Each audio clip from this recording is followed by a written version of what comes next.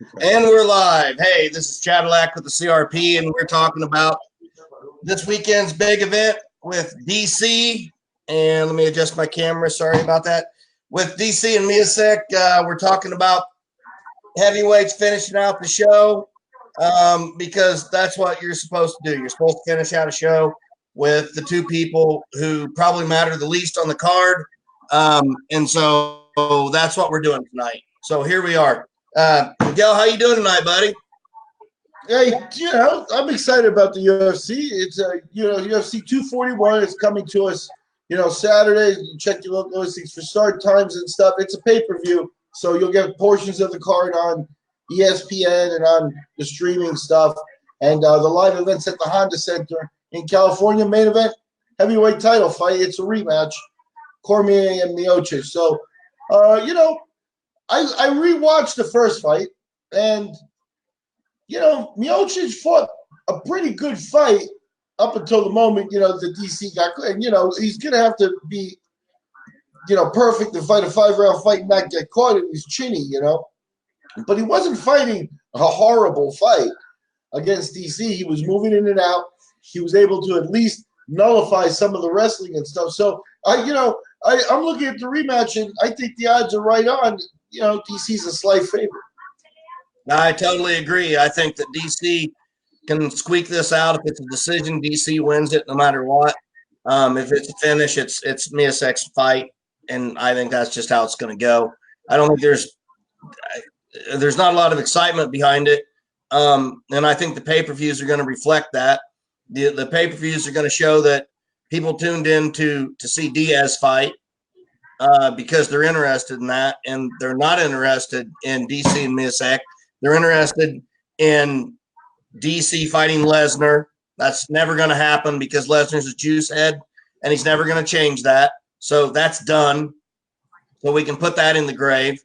And I don't know where we go from there. I mean, talk to me about the heavyweight division. What's next?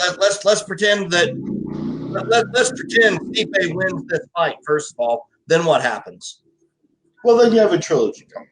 You know what I mean? And that's the bottom line is it's not the needle mover that Brock Lesnar or anything else is that, but it's the logical fight that has to happen now. Miocic kind of, sat on the sidelines during the whole flirtation with Lesnar saying, where's my rematch kind of thing. And, they gave it to him, which means he, up front, he behaved well and was a good soldier on top of everything. So now here he gets his chance. That's what he wanted. It's not the best storyline, in terms of that. And then you've got John Jones hanging over DC, and that's become a real weird situation with some of the statements Jones made today. And Jones says he's really not interested in moving to heavyweight. If he's going to fight DC, it's got to be at 205. And the weight cut for Cormier, it's really got to be unappealing, And maybe, if Miocic wins, Jones will move up and they will go right in. If he does that, he can literally laugh at DC, who's, they're kind of bitter rivals, right? So he can literally laugh and say, hey, I'll fight Miocic now when he was saying I'm never going to heavyweight or whatever, just to kind of cock block DC's trilogy and extend it a little bit. Other than that, there's really not a huge amount of interesting stuff. Although in the heavyweight division, hanging over the whole thing is Francis Ngannou. Look, when I look at the heavyweight division, I yawn. That's just a simple fact of the matter. When you take Brock Lesnar, a juice head from the WWE, and stick him in there for a title shot with no experience whatsoever, it's bullshit. I don't like it. I don't like anything about it. I love DC. DC should be fighting at a minimum. He should be fighting at 205, and he could probably make 185 if he really wanted to. So I don't get it. He's 5'10". He's not some giant. I get all that. In terms of the wrestling, but I don't see it. I don't see it. The bottom line is 185 is completely unattainable for him. It's just not even there. In wrestling, he was having to compete at 208, and he made the Olympic team and went to compete at 208, and then his kidneys shut down, and he wasn't even able to compete at the Olympics, which is obviously the wrestler's dream. So he adjusted things and has been making 205 for the UFC. Now at over 40, not having to make 205 for a couple of years now, it really is not an easy task, and I think that's what Jones wants to put him through. Well, look, all I'm saying is this: if DC wants to be relevant and he wants to matter in the UFC and he really wants to cement who he is, he has to fight Jones again. There's no ifs, ands, or buts about it.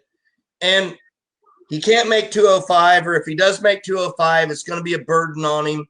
It's going to gas him more quickly. And when he gasses more quickly, you're going to see the same goddamn thing again. I mean, how can you even ask a guy to fight a third fight when he's lost two of them already, other than Jones is juiced out to the gills?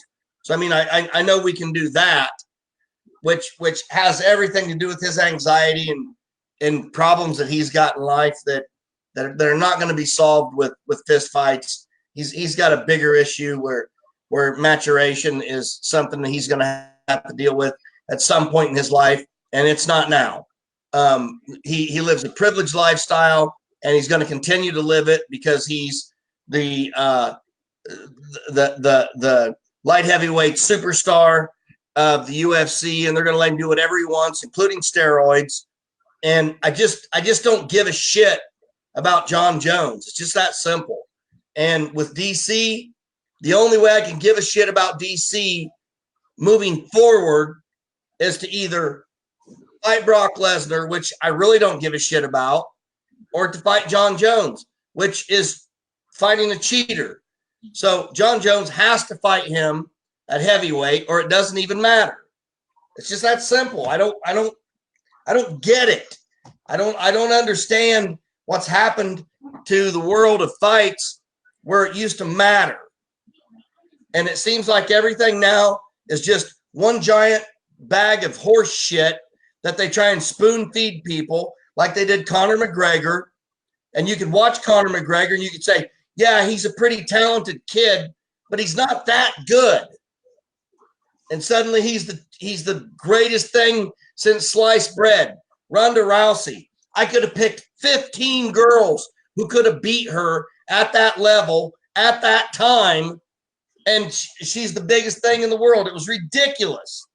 It's a goddamn dog and pony show, and I'm tired of seeing it.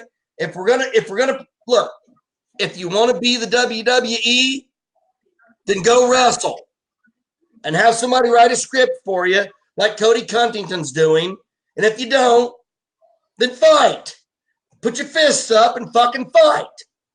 I'm tired of it, man. I've had it with the whole fucking deal.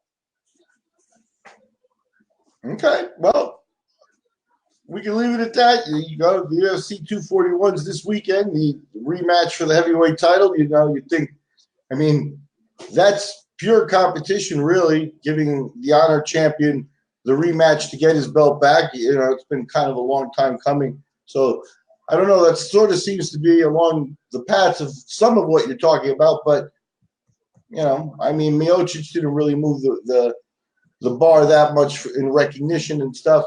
And, I see it's lukewarm. If you don't like John Jones or what John Jones brings to the mix, at heavyweight or at, light heavyweight or whatever here, then there really is a dearth of what's going to happen next year in terms of interest.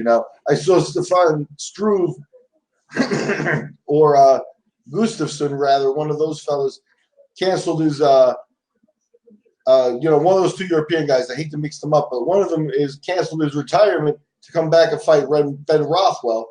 And I'm a Ben Rothwell fan, but why? Why are we doing that? Why are we doing that? So I agree with you that the heavyweight division has a lot. It's definitely not the glamour division in the UFC. In boxing, it carries the glamour division kind of moniker, and it doesn't have that here. And I feel what you're saying, but you know, Can we stop pretending? Can we stop pretending? well, I'm excited about me. I would like to see Miocic win this weekend. Yeah, and I think he will. I think he's going to knock him out. That's you know, if you want to make a prediction, I could ask you that next, and we'll get into that. But yeah, I would like to see Miocic win because of just a little bit of what we talked about earlier, and that is that he was a good soldier over it. You know what I mean? And I think when a guy does, like, you know, Frankie Edgar's a guy who was a good soldier who at times they really didn't do the right thing by. You know what I mean? So, you know, because he was a good soldier, he deserves a rematch. He was the most decorated heavyweight champion they had. You know, I'm excited about the match, and I hope he wins. If he wins, yeah, we're going to get him in DC3. You know what I really hope, Miguel? I really hope at some point that there's a league that comes along, or better yet, I hope that eventually belts aren't held by leagues, but they're held by unifications, and each belt is held by an organization, and through the organizations that those belts are held by, they can unify those belts and find out who the real champion is. And we can start to talk about things like linear champions. We can start to talk about things like he has this belt, he has this belt, he has this belt. At some point, they have to collide. The way we did the other day talking about the heavyweight matchups and what's going to happen in boxing. Because as it is right now, the UFC is a league. And when they're a league, they control all of the fighters. They control what they do, what they say, how they say it. And you might as well put them with Vince McMahon because it's all scripted. Now, I know that I'm not trying to say that every fight is scripted and that that the whole thing is drawn up in advance. It's not like that. But nonetheless, when Brock Lesnar can come in and fight with no pedigree of any kind and step in and fight for a belt, that's madness. When Nate Diaz has set out for 3 years trying to fight and set out for 3 years, and then they give him Anthony Pettis because Pettis is hot right now. Man, this is just prize fighting. I'm okay with that. But call it prize fighting. Take the belts out of it. Take the championship out of it and just say, this is a prize fight. And this is what people want to see, and that's what we're going to give them. Because I'm sick and tired of this charade that they've been giving us. I'm just tired of it. Well, like I said, I read you, but I don't think that's going to go away. You know, we're due for more of that.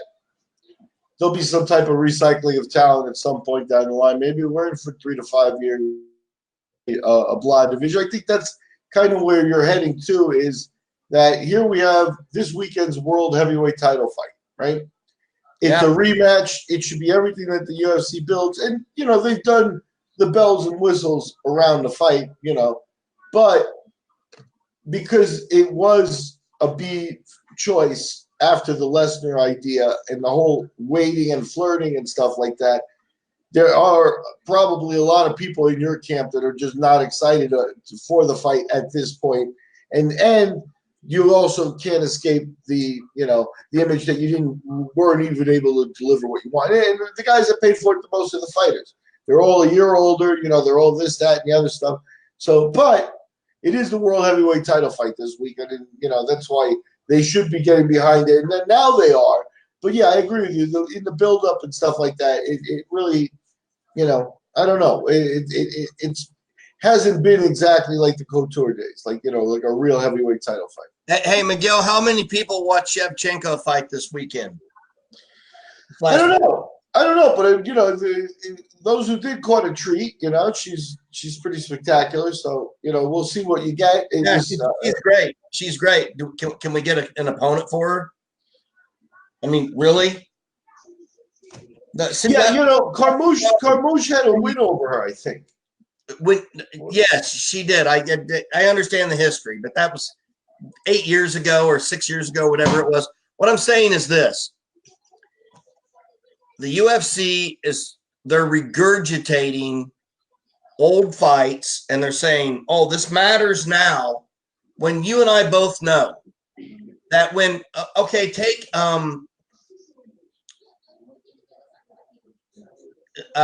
take Eddie Alvarez. Okay, take Eddie Alvarez when he was in his prime, when he was 23 years old, an absolute killer, and put him in the UFC instead of into Bellator. And what happens with Eddie then? He dominates the whole division, right? I mean, he kills Uriah Faber. He destroys those guys, right? Well, that's not his weight class, though. That's I'm not saying that. I'm just saying you're talking about lightweights, and you're I know we're not talking about the same weight classes, but we are talking about the same idea that we started out with when we very first started fighting. Heavyweight, lightweight. In fact, in the beginning, no weight. And then heavyweight, lightweight. Okay, so my first fight, I fought heavyweight. My second fight, I fought lightweight because I couldn't make 200 pounds. I could not make it. So my first fight, I fought guys that were 250 pounds and had to beat the shit out of them with speed, okay, which is what DC is going to do to Miocic, or at least he's supposed to do that. I don't think that's going to happen this time. I think Stipe is going to actually figure him out. He's going to keep off the mat, and he's probably going to catch him with stuff. But what I'm saying is this. The idea that we could have moved, that Eddie Alvarez could have moved into a position in the UFC had the timing been right, and had they had classes offered then at that weight class, he would have dominated that class. But when you wait for too long and you keep a guy out too long and you let the class grow too long, then other people catch up. And when they catch up, it's a whole different ball game. And I don't get it, man. I don't understand why they're still dragging their heels on this if it's not for money. And I know it's for money, of course. But what I'm saying is, why isn't everyone else screaming about this? I don't get it. I don't get it. I don't understand. It's been the case for so long. I think people are kind of tired of beating the drum about it. I mean, it's nice to bring it up every now and again because it is the current atmosphere and stuff. But I think, what do you expect? The Lesnar run as a world champion is a decade ago. So it's like, yeah, we've been on pause for around that time. So they've done it throughout the whole thing. You mentioned a few of the names, so throughout all that stuff, yeah, you get immune to it and you take what you can get. That's one of the reasons I'm excited about talking to John Peretti and get his take on the sport, because he was a real purist, and he was the UFC's matchmaker until the Zuffa people came along. And if he had been in charge, it'd probably be in a whole different direction. And but he was definitely a guy. He was very much a put a jiu-jitsu guy against a wrestler. Okay, that wrestler worked, but will that wrestler's moves work against this jiu-jitsu guy, or against what about this other guy? That he was definitely a matchmaker that came from the basis of mixing the sport and stuff like that. Now that everybody's kind of like this, like homogenous, like purple belt in all in all disciplines kind of thing. Yeah. It really is a different sport kind of thing. So we would have gone a different direction. That's one of the reasons you can tune into one of our future podcasts, which will be a history podcast of Blast. We've been doing the Blast from the Past, and John Peretti's agreed probably for the guest spot next week. So we'll see when that happens. I'm excited. Yeah, let's hope some of that happens, and yeah, okay. I'm Chadlack. That's Miguel Adarati. This has been the CRP. Tune in this weekend. Catch us. We'll do the fight afterwards. Have a good night. Yep. Peace.